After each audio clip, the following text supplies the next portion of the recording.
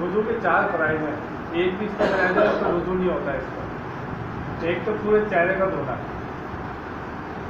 یہ جہاں سے بال اٹھتے ہیں اور یہاں سے لے کے تھوڑی تک، تو ایک کان کی لو سے دوسرے کان کی لو تک یہ پورا چہرہ دھلنا چاہیے. یہ لوگ آگے آگے سے دھو لیتے چہرہ اور یہاں تک پانی نہیں پہنچاتے، اس کا وضو نہیں ہوتا. تو پورے چہرے کا دھونا یہ اس کا ایک پہلا فرض ہے وضو کا. اور کونیوں تک ہاتھ دھونا، اور سر کا مسح کرنا، چوتھائی سر کا مسح کرنا، اور ٹخنوں تک پاؤں دھونا. یہ 4 فرض ہیں.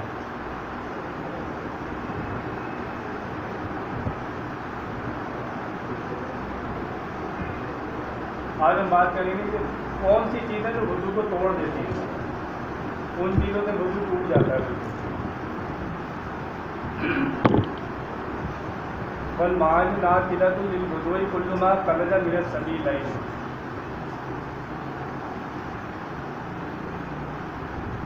انسان میں پیشاب اور یہ پکانے کی وجہ سے یہاں سے کچھ بھی خارج ہوگا اس جگہ سے وہ وضو کو توڑ دے گا. ان دونوں مقامات سے کوئی کچھ بھی خارج ہوا تو وضو کو توڑ دے گا. اور خون کا نکلنا بددم یہ بھی وضو کو توڑ دیتا ہے. اب خون کا نکلنا کس طرح ہے؟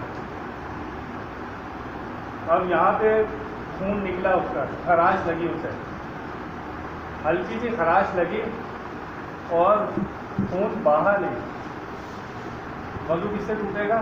خون کے بہنے سے. خالی خون چمکا اس سے وضو نہیں ٹوٹے گا. ایک آدمی یہ خراش لگی اور خالی یہاں پہ چمک آئی خون کی، خون نے تجاوز نہیں کیا آگے کی طرف، وہ صرف چمکا. چمکنے سے اس کا وضو نہیں ٹوٹے گا. جب وہ آگے کی طرف تجاوز کرے گا، جس کا دھونا غسل یا وضو میں فرض ہے جسم کا، وہاں پہ خون یا پیپ تھوڑی سی بھی آگے بڑھ گئی تو وہ وضو کو توڑ دے گی.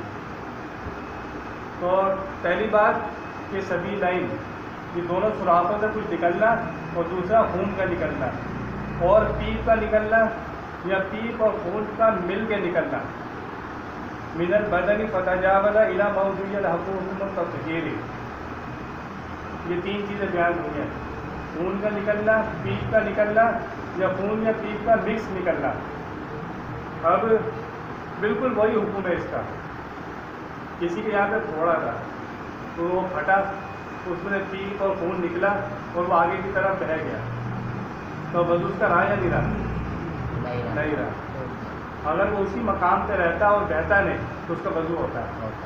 کسی کے گھٹنے پہ چوٹ لگی، اس کا خون بہہ گیا، بتاؤ وضو اس کا ہے یا نہیں ہے؟ کیوں؟ جسم بھی جو ہے نا، غسل میں پورا جسم دھونا فرض ہے. کیا دھونا فرض ہے؟ پورا جسم غسل میں دھونا فرض ہوتا ہے. اس لیے جب وہ وہاں سے خون نکلا تو وضو کو توڑ دے گا. اور منہ بھر کے الٹی ہونا، کسی نے الٹی کی تو اس کا وضو چلا گیا. ایک الٹی ہوتی ہے حلق تک آئی، منہ تک آئی، اور وہ اس نے الٹی کی نہیں، اس سے وضو نہیں ٹوٹے گا. وضو ٹوٹے گا الٹی کرنے سے، اور اس نے الٹی نہیں کی بھی وضو نہیں ٹوٹے گا. اس کا اصل چیز ہے منہ بھر کے کچھ باہر آ جانا ہے. باہر آئے گا تو وضو ٹوٹے گا. اندر ہی اندر کچھ لعاب آیا، کچھ کھٹا پانی آ گیا، کچھ زرد پانی آ گیا، تو اس کو وضو کو نہیں توڑے گا. اور نیند یہ وضو کو توڑ دیتی ہے. اور کوئی شخص سے پہلو کے بل لیٹا ہوا ہے، یا اب تک گھٹنوں پہ سر رکھ کے بیٹھا ہوا ہے، یا کسی چیز سے ٹیک لگایا ہوا ہے. اور کوئی شخص میں ایسے بیٹھا ہوا، میں نے ٹیک لگائی ہوئی ہے اور میری آنکھیں بند ہوگی اور میں سو گیا، وضو ٹوٹ جائے گا. یا اپنے گھٹنوں پہ سر رکھا ہوا میں نے، اور میں گھٹنوں پہ سر رکھے رکھے ایسی آنکھیں بند ہوئی اور میں سو گیا. اور مثال کے طور پہ ڈیسک کے اوپر سر رکھا ہوا ہے اور میں ایسے نا بالکل لیٹا ہوا سو رہا ہوں، کسی نے ڈیسک کھینچی میری اور میں گر گیا، وضو ٹوٹ جائے گا. اگر کسی نے میری ڈیسک کھینچی اور میں گرا نہیں، وضو نہیں ٹوٹے گا. کیوں؟ جب میں گروں گا اس کا مطلب ہے میں ہوش میں تھا. آیا مسئلہ سمجھ میں؟ کیا سمجھ میں آیا؟ جاگ رہا ہوں میں. ایسے ہی میں نے تکیے سے ٹیک لگائی ہوئی، کسی نے میرا پیچھے سے تکیہ کھینچا لیکن میں گرا نہیں. اس کا مطلب ہے میں جاگ رہا تھا، سو نہیں رہا تھا. تو کون سی نیند وضو کو توڑتی ہے؟ مدہوشی توڑ دے گی، جس کے اندر اس کو اپنا ہوش ہی نہیں رہے. کوئی چیز کھینچی جا رہی ہے اور وہ گر جائے تو وہ چیز وضو کو توڑ دیتی ہے. ایک آدمی ہے نماز کو کھڑے کھڑے سو گیا، وہ نماز میں کھڑا ہوا تھا اور سو گیا، وضو ٹوٹ جائے گا اس کا؟ وضو نہیں ٹوٹے گا اس کا، کھڑے کھڑے وضو نہیں ٹوٹے گا.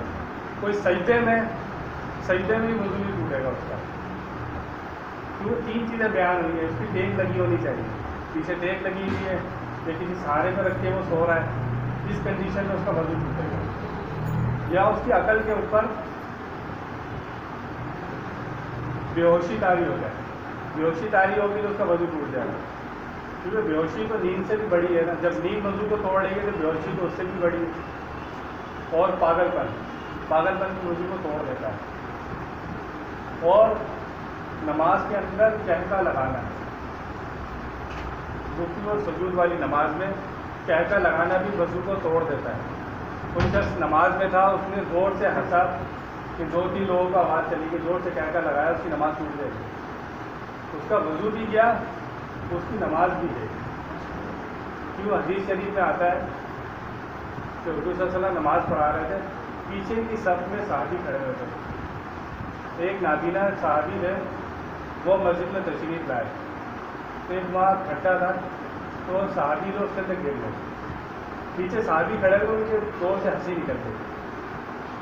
حضور نے نماز پڑھنے کے بعد فرمایا کہ جاؤ، تمہارے وضو بھی ٹوٹی اور نماز بھی ٹوٹی، دوبارہ نماز پڑھو تو دوبارہ وضو کرو جا کے.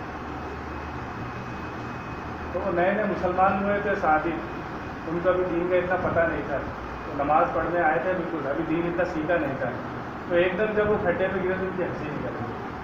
تو اس لیے فرمایا رکوع اور سجود والی نماز میں کہکا لگانا یہ وضو کو توڑ دیتا ہے.